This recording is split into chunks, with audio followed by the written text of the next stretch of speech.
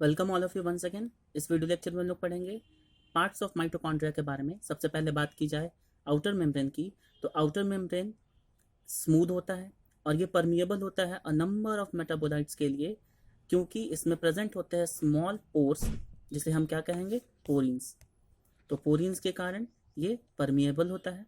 इसके आप यहाँ फिगर में देखो, यहाँ पर पोरिन्स आपको यहाँ शो कर रहा है। साथ ही साथ ये जो आउटर मेम्ब्रेन है, इस आउटर मेम्ब्रेन में बहुत सारे एंजाइम्स प्रेजेंट होते हैं जो कि लिपिड सिंथेसिस और वेरियस मेटाबॉलिक एक्टिविटीज में माइटोकॉन्ड्रिया को असिस्ट करते हैं। नेक्स्ट अगर बात की जाए इनर मेम्ब्रेन की, तो इनर माइटोकॉन्ड्रियल मेम्ब्रेन इनफोल्डिंग्स बनाता है, इन्वोल्यूशंस बनाता है, जिसे हम क्या कहते हैं, क्रिस्टी या क्रिस्टे।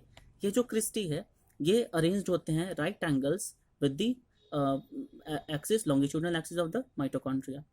ये जो आपके इनर मेम्ब्रेन है, इसकी खासियत ये है कि ये स्पेशल डबल फॉस्फोलिपिड का बना होता है, जिसे हम क्या कहते हैं, कार्डियोलिपिन। और इस कार्डियोलिपिन के कारण ये स्लाइटली इम्परमिएबल होता है to various ions. Protein content की अगर बात की जाए इस मेम्ब्रेन की, तो इनर माइटोकॉन्ड्रियल मेम्ब्रेन का प्रोटीन कंटेंट हाई होता है, लगभग 70 to 75%।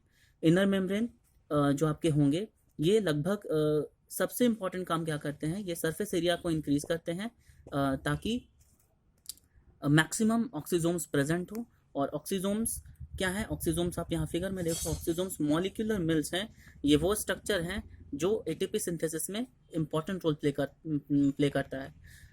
साथ ही साथ आउटर और इनर माइटोकॉन्ड्रियल मेम्ब्रेन के बीच का जो स्पेस है, उसे हम क्या कहेंगे, उसे हम कहेंगे इंटर मेम्ब्रेन स्पेस।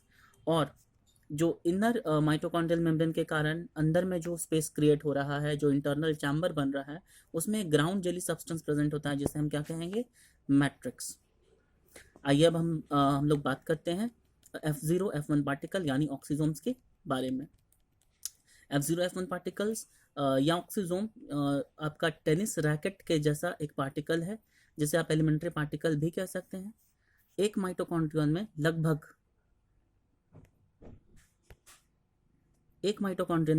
आपके 10⁴ to 10⁵ एलिमेंट्री पार्टिकल्स प्रेजेंट होंगे। एंड ईच एलिमेंट्री पार्टिकल और oxysome has a head, a stock, ये देखो आप, हेड है, ये स्टॉक है, और एक बेस है। ठीक है, इस बेस पोर्शन को F0 कहेंगे हम लोग, और ये जो आपका हेड पोर्शन है, इसे हम क्या कहेंगे, F1 पार्टिकल। अगर बात की जाए इसके डायमीटर की, तो हेड का डायमीटर 8.5 नैनोमीटर होता है। एलिमेंट्री पार्टिकल्स एटीपी का फंक्शन प्ले करते हैं, मतलब एटीपी सिंथेसिस में इसकी बहुत इंपॉर्टेंट भूमिका होती है। They are therefore the centres of ATP synthesis during oxidative phosphorylation. Oxidative phosphorylation Krebs cycle के बाद होने वाला एक इंपॉर्टेंट प्रोसेस है, जिसमें एटीपी की सिंथेसिस की जाती है। जो आपका हेड और स्टॉक है यहाँ F0 F1 पार्टिकल में, आप देखो ये दोनों कनेक्टेड है एक स्टॉक की मदद से, जिसे हम क्या कह रहे हैं, AB2 stator. A channel occurs between rotor and stator for passage of protons। यहाँ आप देखो ये एक चैनल है, ये आपका ये रोटर है, ये इसे सी रिंग कहा जाता है। सी रिंग से होता हुआ एक चैनल अराइज करता है जो कि इसे रोटेट करने में हेल्प करता है। A channel occurs between the rotor and stator for passage of protons. Stator is connected to the head region by an arm। मैंने कहा आपको कि ये एक आर्म से, यानी AB2 स्टेटर या और B2 आर्म से ये कनेक्टेड है। साथ ही साथ enzymes of electron transport are located in the inner membrane in contact with elementary particles।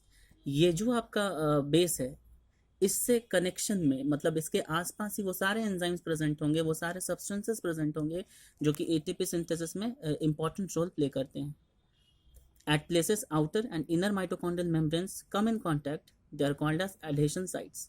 Adhesion sites are special permeation regions of the mitochondrion for transfer of materials from outside to inside and vice versa।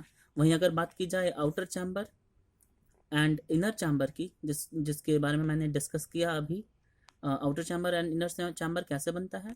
Outer chamber आपका जो होगा वो outer mitochondrial membrane and inner mitochondrial के बीच का space, जिसे peri mitochondrial space या inter membrane space भी कहा जाता है।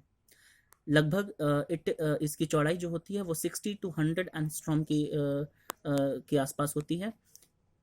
वहीं इनर चैम्बर की अगर बात करें, तो inner chamber forms the core of the mitochondria. The inner chamber contains a semi fluid matrix. आपने पिछले डायग्राम में देखा होगा, और वो जो मैट्रिक्स होगा हैज़ प्रोटीन पार्टिकल्स, राइबोसोम्स भी उसमें प्रेजेंट होंगे, डीएनए तो प्रेजेंट था ही, और वो सारे एंजाइम्स प्रेजेंट होंगे जो कि क्रेब्स साइकिल को कंप्लीट करने में हेल्प करेगा। माइटोकॉन्ड्रियल राइबोसोम्स की अगर बात की जाए तो mitochondrial ribosomes 55s to 70s in nature होते हैं। मतलब ये राइबोसोम्स आपके नॉर्मल 70s और 80s नहीं होंगे, ये 55s होंगे, ठीक है। दस they resemble the ribosomes of prokaryotes. इसका जो डीएनए होगा वो नेकेड होगा and it is commonly circular but it can be linear DNA. ये लीनियर हो सकता है और डीएनए के प्रेजेंस के कारण ही इसे सेमी ऑटोनोमस का दर्जा दिया गया है। नेक्स्ट वीडियो लेक्चर में हम लोग समझेंगे इसके फंक्शंस के बारे में। Thank you very much for listening.